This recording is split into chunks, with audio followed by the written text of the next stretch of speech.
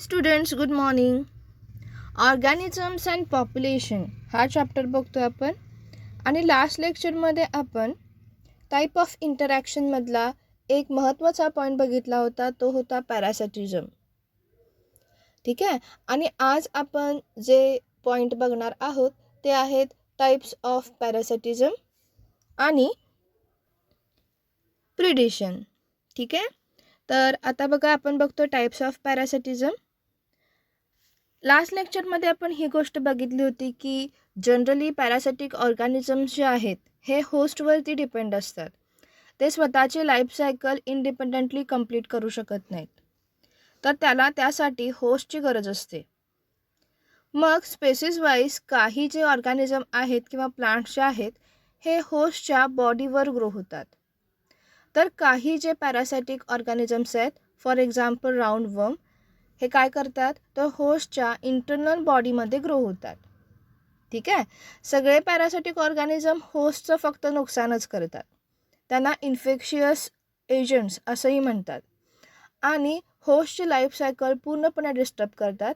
त्याचबरोबर ग्रोथ आणि reproduction rate यांच्यावरती ॲडव्हर्सली effect पण करतात. ठीक आहे. तर आता त्यांच्या या नेचरनुसार आपण त्यांचे काही टाईप्स बघूया. तर बघा, फर्स्ट टाईप जो आहे तो आहे एक्टोपॅरासाइट्स. आता एक्टोपॅरासाइटची डेफिनेशन बघूया.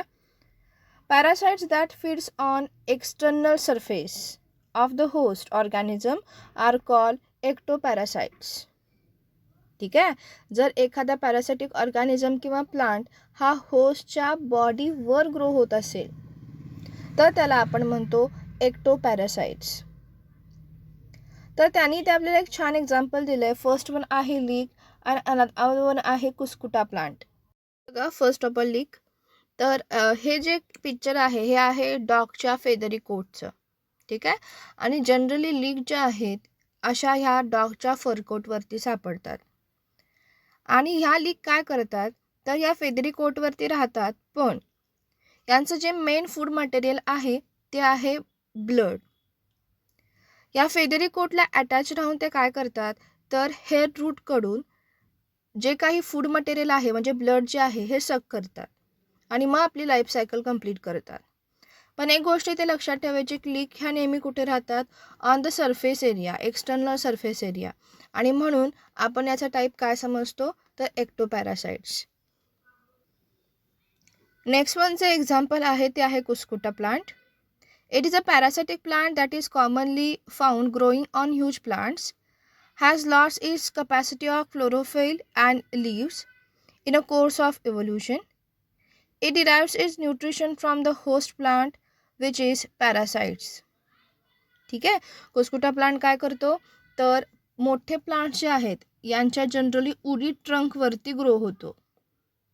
याचे जे रूट सबस्ट्रेट असतात हे खूप खोलवर त्या ह्यूज प्लांटच्या स्टेमवरती जाऊन अटॅच झालेले असतात आणि इनसाईडसुद्धा ग्रो होतात.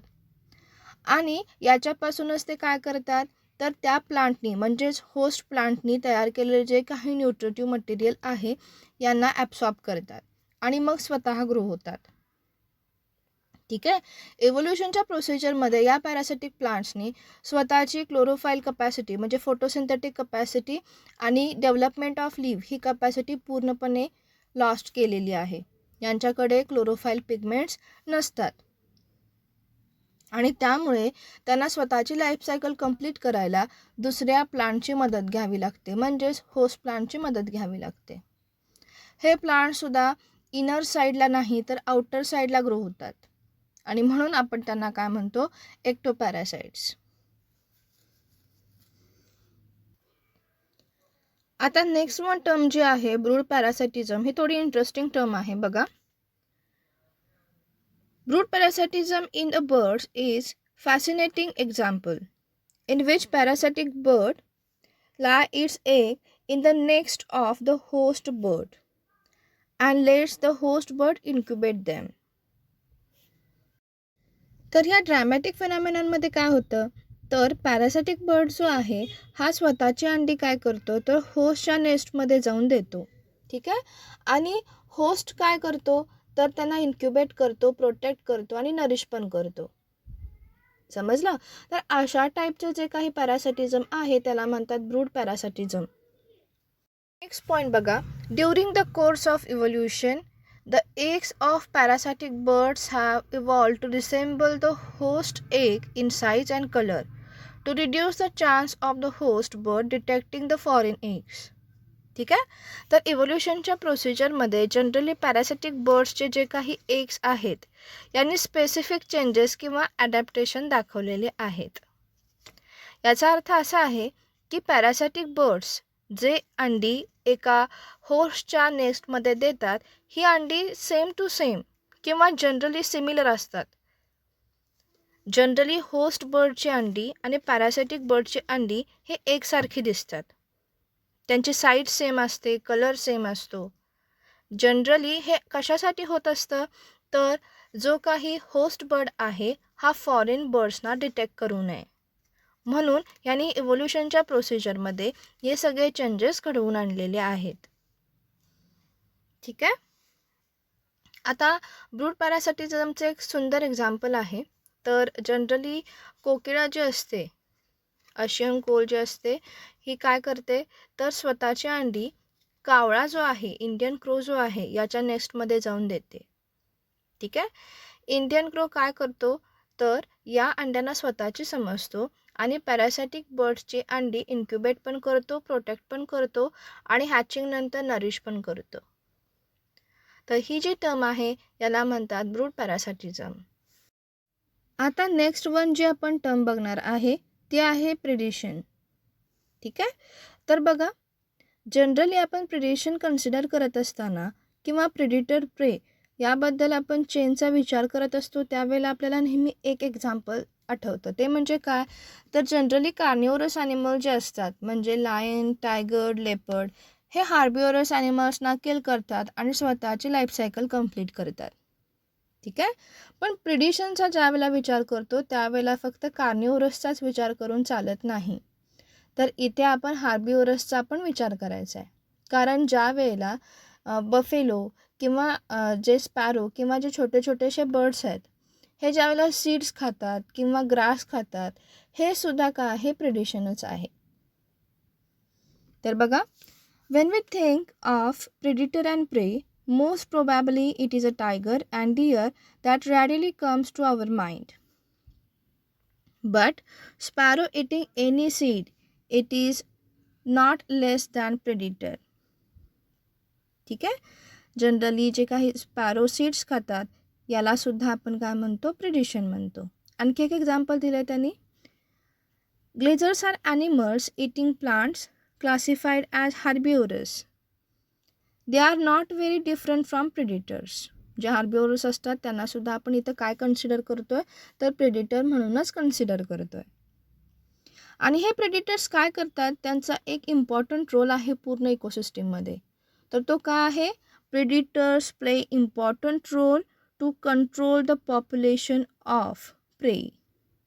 ते काय करतात प्रेचं पॉप्युलेशन अंडर कंट्रोल ठेवतात. तर त्याचं एक्सप्लेनेशन बघा त्यांनी आपल्याला दिलं इथे. विदाउट देम प्रे species would reach very high population density and causes ecosystem instability. ठीक आहे. बघा इथे जर प्रेडिटरचा आपण विचार केला, प्रेडिटर्स काय करतात तर प्रेना खाऊन टाकतात, बरोबर आहे. तर प्रेडिटर्सचा जर नंबर कमी झाला असेल किंवा प्रेडिटर्स कमी असतील तर याचा अर्थ असा होतो प्रेचा नंबर खूप जास्त वाढला आहे. आणि आपल्याला ही गोष्ट माहिती आहे जर इकोसिस्टीमची स्टॅबिलिटी आपल्या बायोस्फिअरची स्टॅबिलिटी जर ठेवायची असेल तर कार्निवरस आणि हार्बिवरस किंवा प्रे आणि प्रेडिटरचा जो रेशो आहे हा कॉन्स्टंट असला पाहिजे. जर हा रेशो डिस्टर्ब झाला तर याचा अर्थ असा होतो की पूर्ण इकोसिस्टीम डिस्टर्ब होत आहे. ठीक आहे. ॲटोट्रॉप्स पण तेवढेच पाहिजेत, हार्बिवरस पण पाहिजेत आणि कार्निवरस पण पाहिजेत. ह्या सगळ्यांमधला जे इंटरॅक्शन आहे आणि जो रेशो आहे हा कॉन्स्टंट असला पाहिजे तरच बायोस्फिअर कॉन्स्टंट राहील, नाहीतर त्याच्यामध्ये इन्स्टॅबिलिटी जनरेट होते. एक्झाम्पल बघा. In absence of frog, lobsters increase in density and destroy the large tract of agriculture land. तर लॉक्टस अटॅकला जनरली मराठीत टोळधाड अटॅक असं सुद्धा म्हणतात. ठीक आहे. याच्यामध्ये काय असतात, टोळ किंवा लॅक्टोस जे असतात ते काय करतात, तर ॲग्रिकल्चर लँडला कव्हर करतात, अटॅक करतात आणि पूर्ण जे ॲग्रिकल्चर सरफेस जो आहे या सरफेसला डिस्ट्रॉय करतात. तर जनरली 28 मे 2020ला अशा टाईपचा अटॅक झालेला होता. इथे मी तुम्हाला एक एक्झाम्पल दाखवते. A swamp of desert locust which is traveling from Pakistan came to Rajasthan in several parts of Uttar Pradesh, Madhya Pradesh as well. Now, the experts believe that these locusts, if winds are favorable, could in fact hurt the farmlands, the crops, not only in North India, but also Delhi could lose a lot of green cover if they manage to reach here. Take locust over Punjab. तर आत्ता मी तुम्हाला news दाखवली त्या पद्धतीनं राजस्थान, उत्तर प्रदेशचे जे काही सरफेस एरिया होता, ग्रीन कवर होता, हा लोटस अटॅकनी त्यावेळेला डिस्ट्रॉय झाला होता. इथे आपल्याला हे समजलं की जनरली प्रेडिटर जे असतात या प्रेडिटरचा नंबर खूप इम्पॉर्टंट असतो. कारण का, ते काय करतात, प्रेचं पॉप्युलेशन कंट्रोल करतात, पॉप्युलेशन डेन्सिटी मेंटेन ठेवतात. ठीक आहे. तर त्यानंतरचा एक इम्पॉर्टंट पॉईंट आहे ॲग्रिकल्चर बेस्टवरती. परत एकदा बघा, biological control method adapt in agriculture pest control are based on ability of predator to regulate prey population. Agriculture biological pest मॅनेजमेंटमध्ये जनरली अशा बिटल्सचा किंवा इन्सेक्टचा वापर केला जातो जे काय करतात, तर इन्फेक्शियस एजंट्स जे असतात किंवा इन्फेक्शियस मायक्रोब्सची जो ग्रुप असतो यांना किल करतात किंवा ते त्याच्यावरती फीड करत असतात आणि त्यामुळे ॲटोमॅटिकली हा पॅरासायटिकचा ग्रुप जो आहे हा डिस्ट्रॉय होतो. फॉर एक्झाम्पल बघा, तर इथे जे इन्सेक्ट आहेत जसे की वेडेला बिटल, त्याच्यानंतर झॅगोगामा, बायकोलेटा यांसारखे इन्सेक्ट हे मायक्रोबचे ग्रुप डिस्ट्रॉय करतात जे पॅरासायटिक नेचरचे असतात आणि यालाच आपण म्हणतो बायोलॉजिकल कंट्रोल.